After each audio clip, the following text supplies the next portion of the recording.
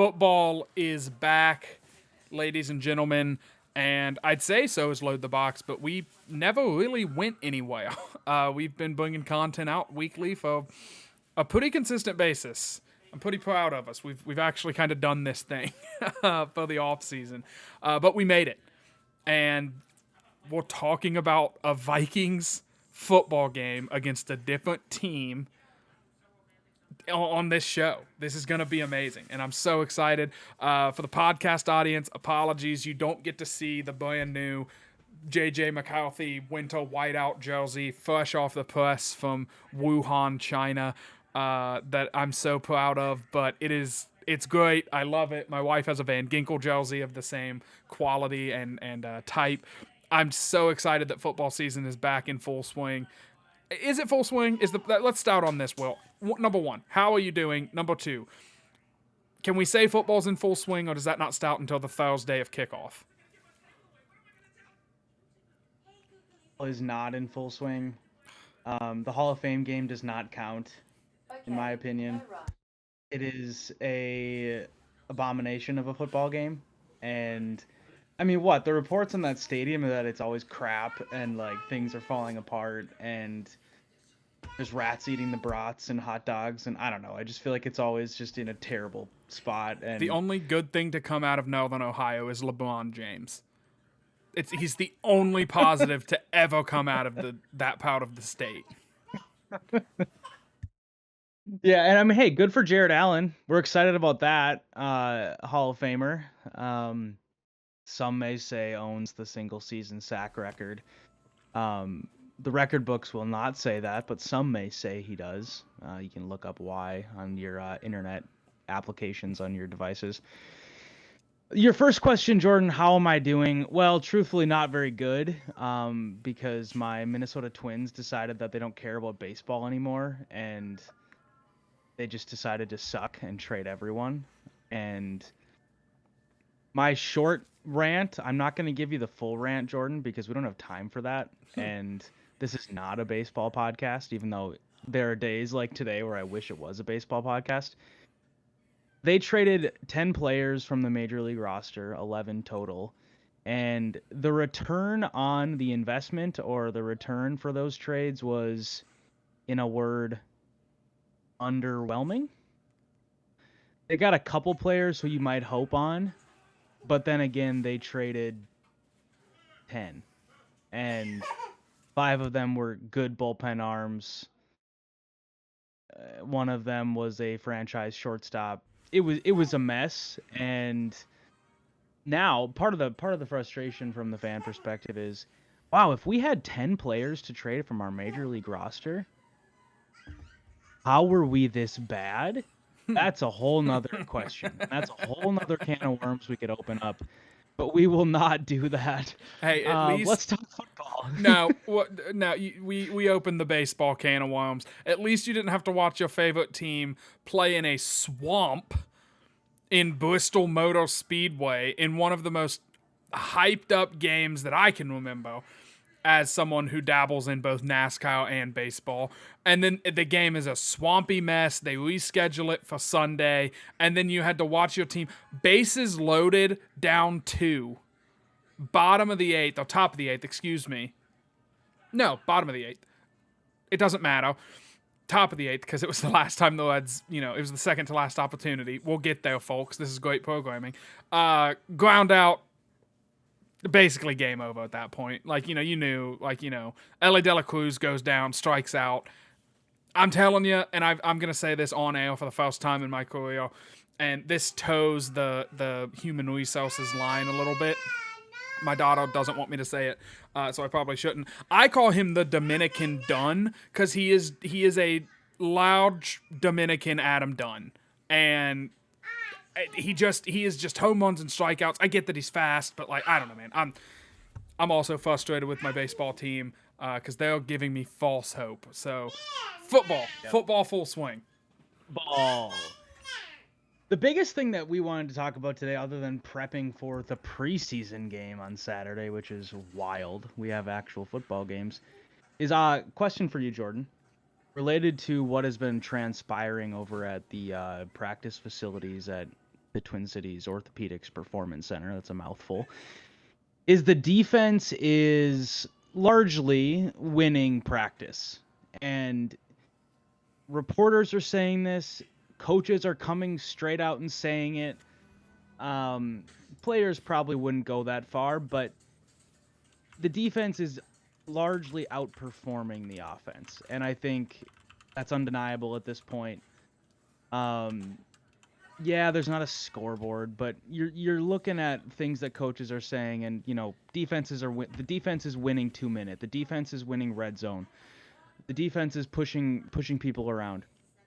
So before I say any of my own thoughts or perspective on this, Jordan, does that reality of the defense being superior to the offense at this point, August 4th, is that a concern to you, or is that exciting? Like, is that a good thing?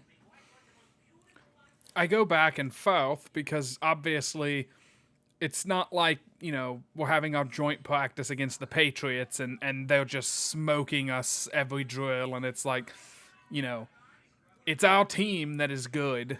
So that's good. But on the same ticket, I don't think there's as many questions about the defense. The defense was good last year. I think a lot of people are going to be disappointed if it's as good as it was last year. Like, that would be a disappointment because of the additions that have been brought in and some of the guys that you bring back Byron Murphy, you go out and you bring in Isaiah Rodgers, who you must have liked a lot to make him like your first real signing, and then of course the meat in the middle of the D line. I think the expectation is this should be a top 3 defense collect. Like when the Vikings play on Sunday night late in the season, Chris Collinsworth should just be ranting and raving about how good the defense is. And so it's good that the defense is looking that way in camp, but when all of the questions about this season are all hinged on one guy, and it's the guy whose jersey I'm crammed into right now, I have to wonder, is McCarthy ready?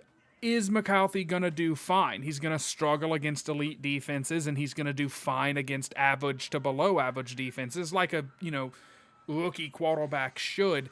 I don't really know the answer to that. And so I think because there's so many unknowns about the quarterback and JJ McCarthy, being that guy, yeah, it's definitely, I think, a little concerning. We're getting to a point now in camp where the excuse of, the offense is all rhythm and timing and the defense is all just athleticism and reaction. Well, the rhythm and timing should be, rhythmic and timed by now. So it's kind of concerning that it's not. But it's also not like it's. I just want everyone to, we don't have reporters coming out saying JJ McCarthy went 0 for 9 in a red zone drill today and threw 7 interceptions. Like, he's not having this Nathan Peterman-esque training camp. He's just not lighting it up the way that, we hope he lights up the league. So I'm not ready to, chalk the season and trade for Aaron Rodgers, but I think that I'm in the middle. I'm hesitantly pessimistic. I think that's a fair approach. And also, before we carry on, Jordan, I'm going to ask you to spell rhythm 3 times. No, just kidding. I'm not sure anybody can actually spell that word correctly without spell check. Yeah, I don't have too many qualms with that. I do think my prevailing feeling on this is good. I would hope the defense would be winning. Kind of to everything you've said, it's a bunch of vets, it's a bunch of returning players. They brought in a few new folks on the defensive front, and the interior of the defensive line, but for the most part, it's a lot of the same guys. And yeah, you can say Theo Jackson is new, but he's been around. Yes, a lot of the cornerbacks are kind of new-ish, but Isaiah Rodgers comes with some good street cred, and not just because he got, suspended for gambling. It's not that's the only not only the street cred that he has. The other stuff just it's a roster on the defensive side that is relatively familiar. And on the offensive side, yes, there's a JJ McCarthy element, young guy, new guy, etc. But there's also the offensive line point of view on this. And not only is Donovan Jackson new, and he's a rookie, and he's never played a snap of NFL football, Will Fries and Christian Darrisaw have been just now kind of sprinkling back in. And they are now just kind of getting their feet underneath them with actual 11-on-11 reps. And so for the most part, this is a kind of been a hodgepodge of an offensive line. And you're hearing a lot of things like the defense won today, especially up front. And I guess I would expect that when, the only two starters really that have been consistently playing are, I guess, three, but really the only two returning vet starters that are playing are Brian O'Neill and Ryan Kelly. And so it doesn't excuse the offense from getting beat most of the time, but I think, when I first kind of began to kind of uncover these reports, my first reaction was like, well, I kind of hope so. So now, as we kind of trail into the end of just normal training camp and into preseason game preparation and all this stuff, joint practices next week with the Patriots, I'd like to see the offense start to pick it up a little bit more. Now, keep in mind also, Justin Jefferson's been dealing with a hamstring. He hasn't been practicing either. And so there's a lot of factors here. A lot of, as coaches would probably call them excuses, and they don't want to hear them. But there are a lot of factors as to why the defense probably should be winning and should be maybe not dominating, but, largely outperforming the offense so far. Yeah, I think there's also a factor of a lot of these drills where I think the offense is failing. It's not like they're doing full tackle, okay, let's try to pound the rock, that kind of thing. Like they're kind of taking the run game out of it. And yeah, I mean, if you go into a drill and the rules of the drill are you're inside the 20 and you have to pass, well, that's a big advantage to a defense knowing that, oh, Jordan Mason and Aaron Jones are just decoys on this play, or they're checkdowns. So let's just make sure that we cover all of the typical red zone concepts that we know the offense is going to run and make them execute them to perfection and also hope that one of us makes a mistake. And so I don't know. I don't, like I said, the pessimism that I feel is not that the team, the offense specifically, is going to be bad. It's that how is JJ McCarthy going to look whenever he has to go up against Philly's defense? When he has to go up against, I struggle to say Baltimore, but I'm gonna say Baltimore. They are defense, like defenses that are typically like top 10. Like when he has to face a top 10 defense, is he gonna kind of shrink and all of a sudden it's like, it doesn't look that great? Or is he going to overcome that? Because, I think we saw some guys last year in their rookie years, like Bo Nix. I think McCarthy and Bo Nix are, unfortunately, because of stupid Sean Payton, tied to the hip, in my mind anyway, forever. Because Sean Payton, made it his whole nonsense he said last year after the draft. But I think Bo Nix was a guy where it was like when he played really good defenses, he looked bad to mid. But when he played Cincinnati, holy cow, Bo Nix should be Rookie of the Year. He's lighting this Cincinnati defense up. And it's like, yeah, I think Cincinnati called me to see if I wanted to come play. And I haven't played football since I was in the 5th grade. So I think it's interesting. I think that's the kind of duality. Is he going to be Bo Nix or is he going to be Jaden Daniels? Well, it feels like every time, it didn't matter who Jaden Daniels was playing, he was just going to put up points. And he was just going to do what he does best. And that was, why he was looked at as like, oh, he's the best QB in the class. So I'm pessimistic that we might be more on the Bo Nix side of things than we are the Jaden Daniels side of things, but again, until live rounds are flying, and I don't mean the preseason game that we're going to break down here in a minute. I mean like until Monday night against Chicago, and by like, let me be very specific. Until the opener in Chicago on Monday night, we're not going to know the answers to a lot of the questions that we have about JJ McCarthy. Some people are super positive. Some people are super optimistic about how his camp has went and the way that he's looked and the way he carries himself. Some people are pessimistic because of the way his camp has went, and they don't think that his swagger or confidence or whatever means anything, which I kind of get. I mean, I don't think I'm sure Tim Tebow was a great leader. That doesn't mean he was a good quarterback.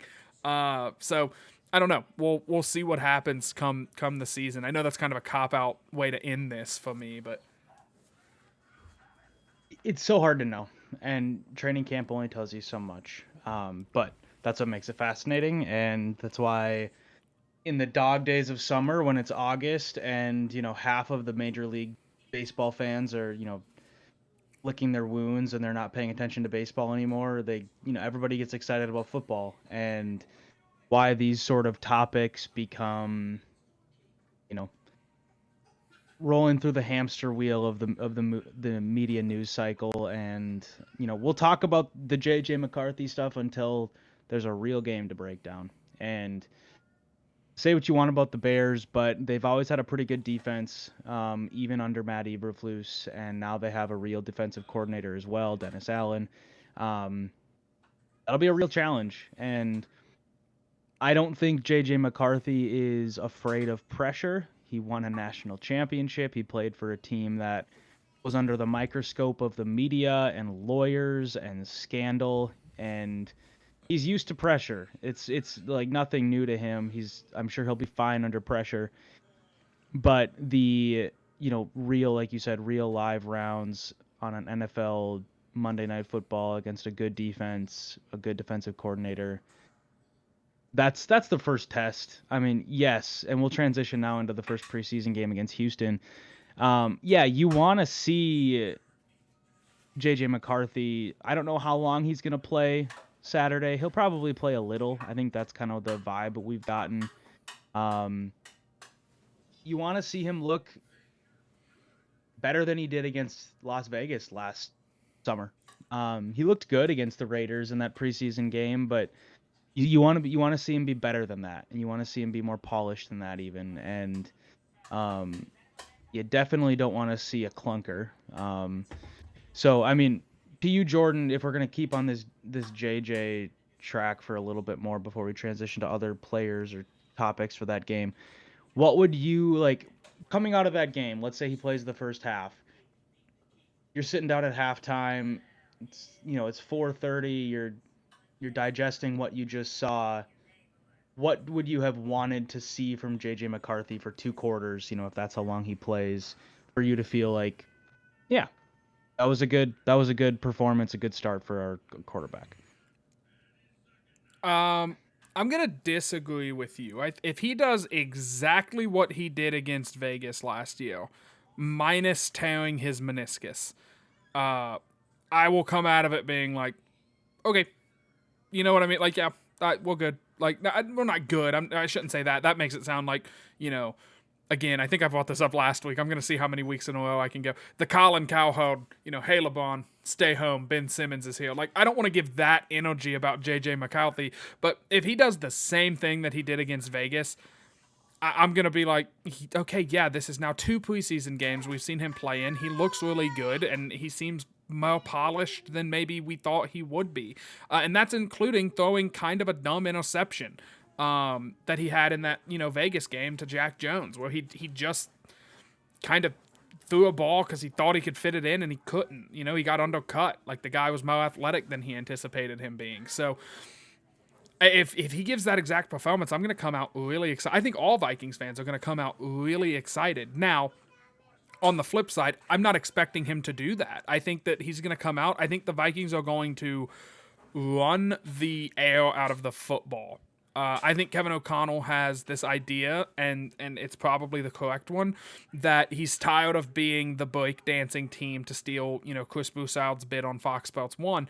I think they're going to run the ball, and they're going to try and get JJ going off the play action. So I don't anticipate seeing, a lot of deep shots from JJ, a lot of go outs from anybody, and maybe I'm wrong. Maybe they are going to send, Lucky Jackson out there to look like prime Deshaun Jackson. But I think more than likely, I want to see him make some throws on the move. I want to see him execute the offense. And like you said, I don't want to see a clunko. As long as he is executing the offense and he gets us down there, I'm okay if, we go to halftime and we've only scored, 10 to 13 points. As long as those drives we got a first down or two. Some of them we actually, it looks like an NFL offense executing in the preseason. Yeah. Yeah, and of course, a lot of this will depend in terms of results on who Houston is playing too. Like if Houston plays their third stringers and JJ's out there with some first teamers, some second teamers, you want to see him tear it up, but chances are first preseason game, it's going to be pretty equitable in terms of, talent level. So I think more than anything, to echo your point and maybe build on it a little bit, final stat line is somewhat irrelevant as long as it's not, 2 for 10 for 13 yards and an interception. I don't really care about the stat line. I want to see calm. I want to see managing the line of scrimmage. I want to see quick decisions. I want to see crisp decisions. I want to see him just completely own the offense and have a complete ownership of what he's doing. And I don't want to see any line of scrimmage, stupid penalties like false starts or delay a game or anything like that. It just needs to be a clean operation.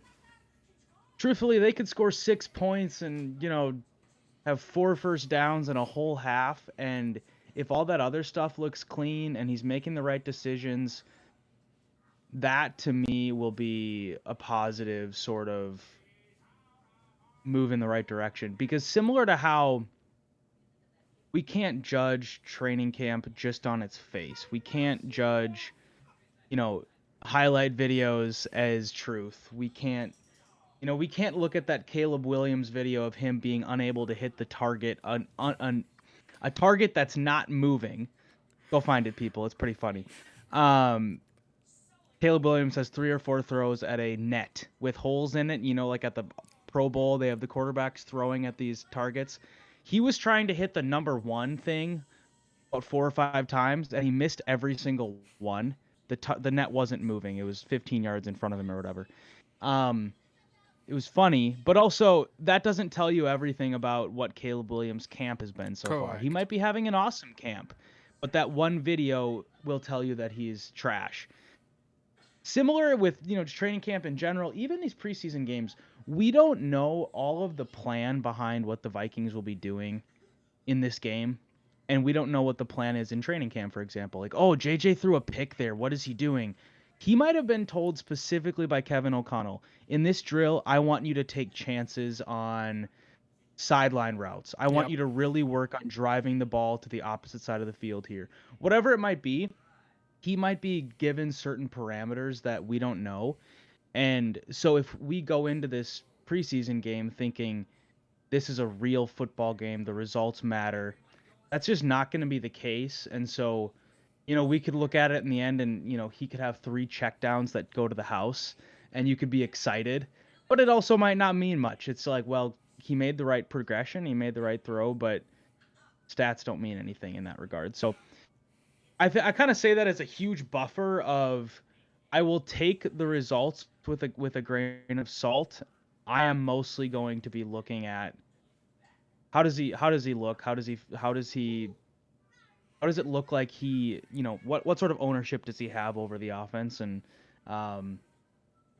that'll be probably the most insightful to me.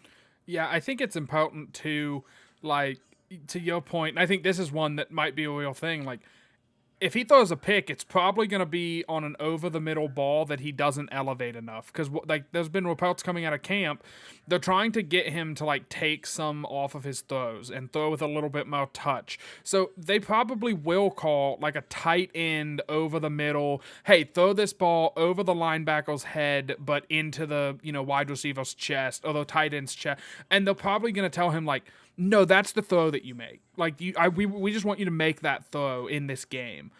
And Yep. if he does it, that's great. If he doesn't, well, in a real game scenario, he might be like, I'm not gonna even try that. I'm gonna use my mobility to do something else. Yada yada. Not that we're on a strict time limit. We have plenty of time, but I do want to touch on some other aspects.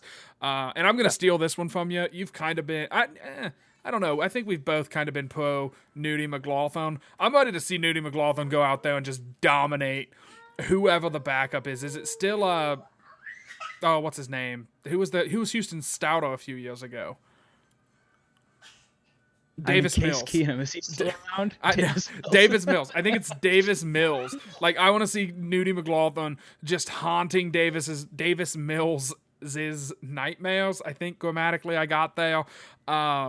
I'm excited to see the secondary specifically. One, Byron Murphy Jr., I don't know if he's going to play or not. He shouldn't. I would assume everyone else is a go. As of right now, like, I can't imagine they're going to be like, we got to protect Jeff Okudah, like, everybody else has to play, and this is again, I get that it's it's a preseason game, so don't necessarily. This is a chance. This is a chance to Nudie McLaughlin, by all accounts, great camp. I mean, electric camp. Just it seems like he's getting 2 picks a day. I mean, this dude is just dominating any quarterback that he goes up against, and seems like the conversation about him being our number 2 is gonna happen like soon. And Saturday might, who knows, maybe this is gonna come out on Wednesday. He might have already been, elevated into hey, he's gonna practice with the first team defense as an outside boundary counter by that point. So I think that this shows pro Nudie McLaughlin passion is being felt globally. I mean, I told the people in Wuhan that I wanted a Nudie McLaughlin jersey. They said we can't do it. Emperor Ping or Xi Jinping won't let us make Nudie McLaughlin jerseys. He's too good at football, and he threatens him. So I couldn't get it. I had to get JJ McCarthy because he's a scrub. So who knows? Maybe. Is that Wuhan jersey manufacturer? Did they work out of the same lab that produced artist formerly known as COVID-19?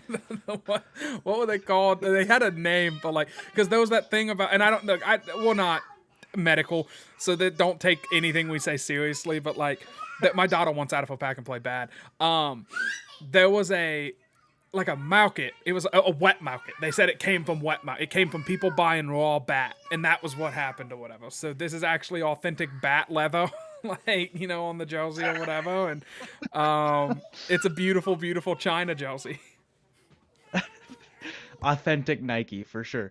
I'm glad you brought up Nudie McLaughlin because he's a guy I wanted to bring up because obviously we're pro Nudie and fans everywhere love him, and every time he talks you get excited because he says something funny, and he's a magnetic personality, and I think he's probably going to make a name for himself here at some point. The reports are that guys like Jeff Okudah and Isaiah Rodgers are still above him on the depth chart, right? No official depth chart has been released or anything like that, but those are the guys that are getting first team reps. This is a chance. And one thing that Brian Flores said earlier this week when he was asked about McLaughlin was, how's he progressing, all those things, and his response was positive because you're not going to tear down a player. Brian Flores is always very positive about his players, but you could read between the lines that Flores wants to see more consistency and, as he would call it, technique and fundamentals out of McLaughlin. He's making plays. He's around the ball all the time. He's, he's got that Theo Jackson sort of, wherever the ball is, he's there sort of, mentality. He's, always getting interceptions, all these things. Great. Fantastic. We love that. But you could tell there was a little bit of Flores pouring a little bit of cold water on the Nudie hype train just because he said, we're starting to see more consistency out of him when it comes to the lining up in the right spot, getting the right leverage, pressing at the right places, and doing the, technique of a cornerback. Right now, it feels like, what Flores was saying. He didn't say this directly, but I'm trying to, interpret his comments. Nudie's out there doing a good job. He's playing within the defense, but he's relying maybe a little too much on his God-given athleticism. And he's a good player, all that, and I think he's probably going to have a significant run this year, but he wants to see more growth when it comes to the fundamentals, and so that's something that I want to look for. It's hard to watch on TV copies, how these guys are doing when it comes to, their leverage at the line of scrimmage. Are they getting beat off the line? All that kind of stuff. But that's going to be something I want to see. Just when, as much as I can possibly watch Nudie, I'm going to try and watch him because I want to see sort of some of those fundamentals and how he's doing. The show being pro Nudie makes it sound like a very adult-rated. This is a very adult show. This is incredibly a family show. Yeah, not a family show. We'll talk next week on the show. We're gonna take on the 2016 election. We're just taking on all the topics. But yeah, no, I think Brian Flores doesn't know what he's talking about, man. I don't know. Like, Nudie seems to be really good at football. Like, I get, oh, man, sometimes he lines up a half step outside, and he should be a half step inside. And it's like, if he picks the ball off, are you going to quit? You know what I mean? Like, it's like if he's making plays, at what point? It's that balance of, like, play in the system, but also, who was it? Somebody was talking about the quarterback, and if the quarterback improvises and throws a touchdown, I think it was on quarterback. They were like, it was Kyle Shanahan. It wasn't on quarterback. He was talking about how Brock Purdy gets to the line and tells his receiver, hey, do this instead. Oh, he throws the ball, out of schedule, whatever, and it goes for a touchdown. He's going to say, why'd you do that? And regardless of what the answer is, he's going to say, good job, because it's a touchdown. You know what I mean? Like, you can't really critique the success. It's difficult to critique the success. I think that's just this time of year, though, right? When you're a coach, you want to be drilling fundamentals in training camp. These stats don't matter. Flores does not care if you have 20 picks in training camp if you don't have any in the regular season. For sure.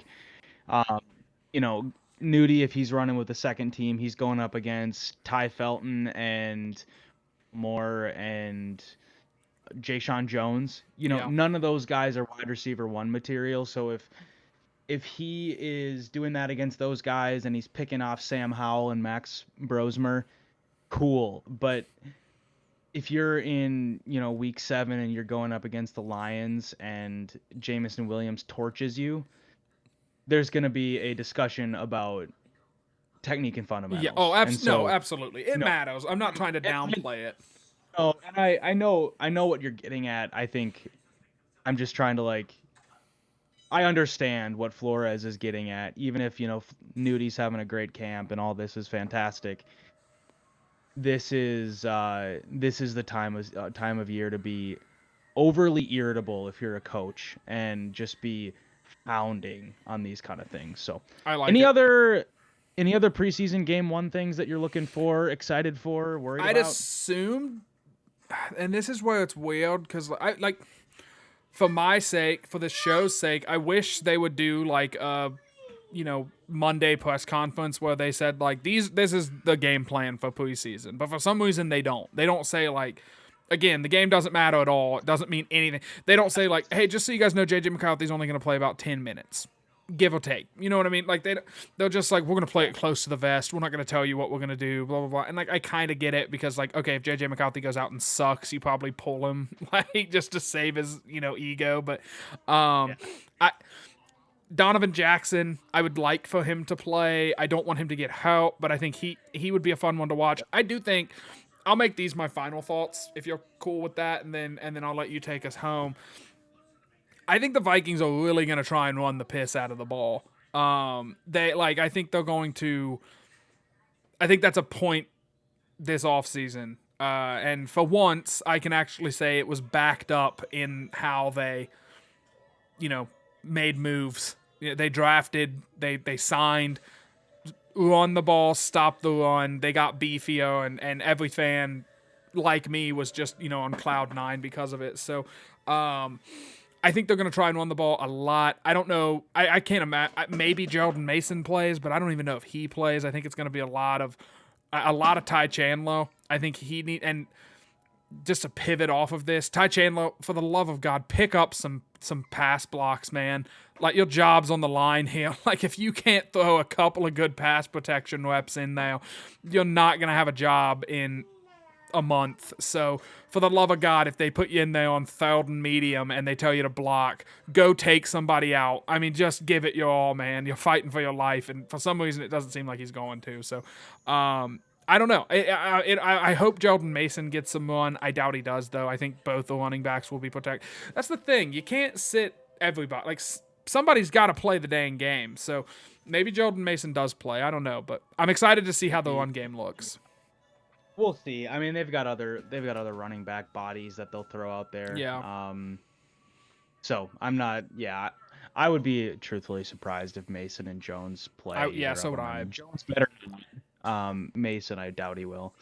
Really quick, hang on, before you get into your final thoughts. Follow the show at LTB Vikings. Follow Will at Will Badloos. Follow the show on YouTube. Subscribe to it, whatever. I already said at LTB Vikings. So subscribe on YouTube, like the video, comment, blah, blah, blah, all that fun stuff. And find us wherever you get your podcasts as well. Okay, there you go. My plugs are over. I'm good.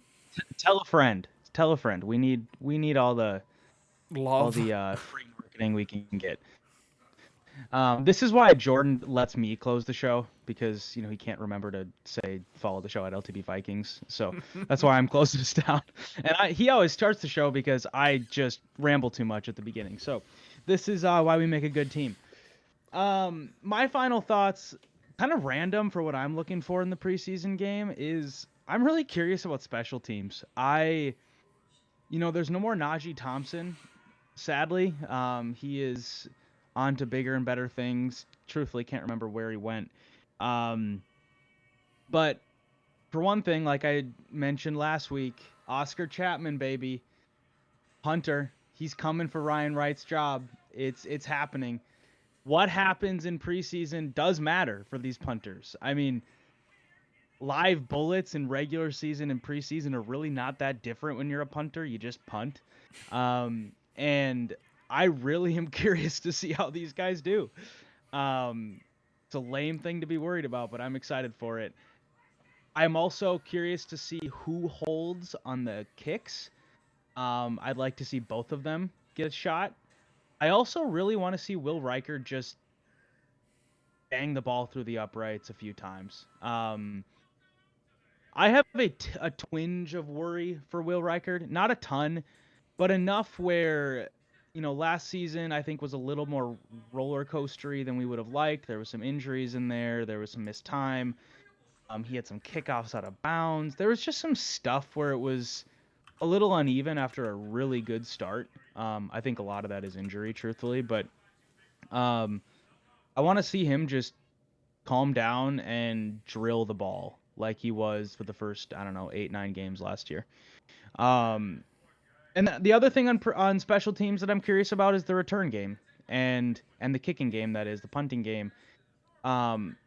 Guys that are going to be fighting for, roster spots, especially in the tail end of the wide receiver room or the defensive back room. I want to see what those guys do. Jay Ward has been a special teams contributor in the past. Can we get rid of the penalties, please, though? I want to see Ty Felton, see what he does either as a gunner. He's a guy they're talking about as a gunner. Who's the guy that we got from Texas? Silas Bolden. He's another, as they, would deem him like a return specialist. He's got some wheels. Is he going to be, used in the punt game, the kickoff game, all these things. It's sort of minutia, but this is where roster spots are won, and I'm really curious to see what those guys do. I'd love to see Ty Felton just bolt down the field and tackle a punt returner in the open field, stuff like that. So, we'll have a lot to discuss, I'm sure, next week. Maybe some nuggets from camp. They got the night practice on Monday this week, but especially what happens in this game. And yeah, it's preseason, but it's real football. So we will dive into that and more next week. Thank you for listening. Skol, y'all.